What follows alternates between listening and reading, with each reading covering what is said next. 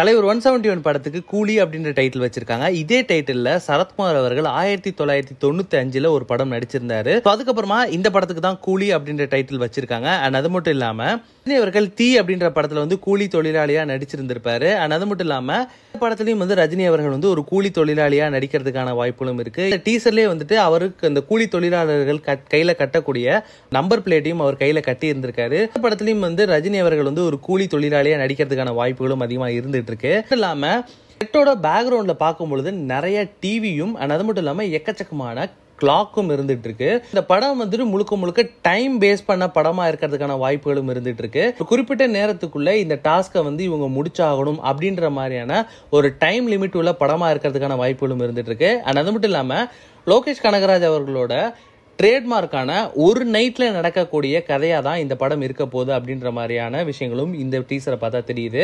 முக்கியமா வந்து ரஜினி அவர்கள் வந்து ஒரு டயலாக் ஒன்று இந்த இடத்துல பேசி இருந்திருக்காரு. அந்த டயலாக் வந்துட்டு ரங்கா அப்படின்ற படத்துல ரஜினி அவர்கள் ஏற்கனவே பேசின டயலாக் தான். அந்த டயலாக் வந்து ரஜினி அவர்கள் படத்துல மறுபடியும் பேசி இருந்திருக்காரு. அவர்கள் படத்துல ஒரு வேர்ட் வந்து எல்லா இடத்துலயும் பயங்கர ட்ரெண்ட் ஆகும். அதே மாதிரி வந்துட்டு விக்ரம் படத்துல ஆரம்பிக்கலாங்களா அப்படின்ற மாதிரியான டயலாக் வந்து பயங்கர ட்ரெண்ட் ஆச்சு. அண்ட் லியோ படத்துல வந்து டி ஸ்வீட் அப்படின்ற டயலாக் வந்து பயங்கரமா ட்ரெண்ட் ஆச்சு. இந்த படத்துல முடிச்சிடலாமா அப்படின்ற மாதிரியான டயலாக் வந்து பயங்கரமா ட்ரெண்ட் ஆக போகுது. அண்ட் இது மிகப்பெரிய மீம் டெம்ப்ளேட்டா மாறதுக்கான வாய்ப்புகளும் அதிகமா இருந்துட்டு இருக்கு. ஒரு ஃப்ரேம்லயும் தலைவரை பார்க்கும் பொழுது பயங்கர மாசாவும் கிளாஸாவும் இருந்துட்டு இருக்காங்க. அண்ட் இதுல ரொம்ப முக்கியமான விஷயம் என்ன அப்படின்னா, அனிருத் அவர்கள் டிஸ்கோ அப்படின்ற பாடலை ரீமேக் பண்ணியிருந்திருக்காரு. அதாவது தங்கமகன் படத்துல வர ஆவா பக்கம்பா பாடலை வந்து இந்த இடத்துல ரீமேக் பண்ணி அதை தான் டைட்டில் ட்ராக்கா யூஸும் பண்ணியிருந்திருக்காங்க. கூலி படத்துல வந்து நிறைய ஹிடன் சீக்ரெட்ஸ் இருந்துட்டு இருக்கு. அண்ட் இதுல ரொம்ப முக்கியமான விஷயம் என்ன அப்படின்னா, இந்த படம் வந்து ஒரு கோல்டு ஸ்மக்லிங்கை பேக்ரவுண்டா வச்சு நடக்கக்கூடிய ஒரு படமா தான் இருக்கிறதுக்கான வாய்ப்புகள் அதிகமா இருந்துட்டு இருக்கு. அது மட்டும் இல்லாம இந்த டீசர் ஸ்டார்ட் ஆகிறதுல இருந்து பிளாக் அண்ட் ஒயிட்டா ஸ்டார்ட் ஆயிருந்தாலும் கோல்டு கலர் மட்டும் வந்து கோல்டாவே தெரியுது. அந்த வாட்ச் அண்ட் கோல்டு கட்டியா இருக்கட்டும் அண்ட் கோல்டு பிஸ்கெட்ஸ் இது எல்லாமே வந்து அந்த இடத்துல கோல்டு வந்து தனியா தெரியறதுனால இது கோல்டு ஸ்மக்லிங்கான படமா தான் இருக்க போகுது. லோகேஷ் கனகராஜ் அவர்கள் ஏற்கனவே சொன்ன மாதிரி வந்து என்னோட படத்துல இனிமேல் நான் ட்ரக்கை பத்தி பெருசா பேச மாட்டேன் அப்படின்னு சொல்லியிருந்தாரு.